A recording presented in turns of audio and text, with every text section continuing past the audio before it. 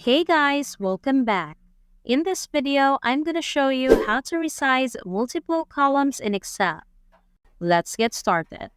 The first method for comfortably resizing column width is useful if you need the columns to be as narrow as possible while keeping all the information in the cells visible. To start, select the columns whose width you want to adjust. Now place the cursor on the border line between two columns until it changes into a double arrow, and then press the left mouse button twice. And there you have it.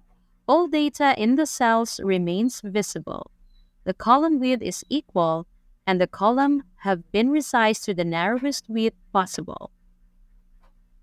Let's undo the changes and explore the second method for resizing multiple columns in Excel. If you prefer setting the column width manually, this method will be the right one for you to try. Again, select the columns to resize just as we did earlier and place the cursor on the column's borderline to reveal the double arrow. Now click on the left mouse button, hold it, and drag the borderline, adjusting the width of the columns as needed.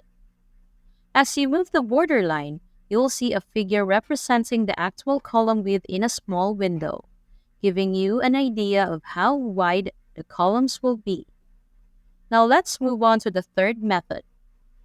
Undo the changes once again, and we'll explore how this final method works.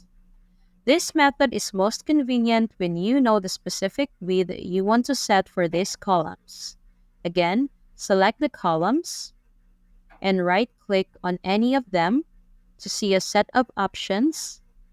Click on column width and type in the exact width you need for the columns. For example, let's go with 10 and press OK. And we're done. All columns are now the width we desired. Thanks for watching. And if you found this video useful, don't forget to give it a thumbs up and hit that subscribe button for more content like this.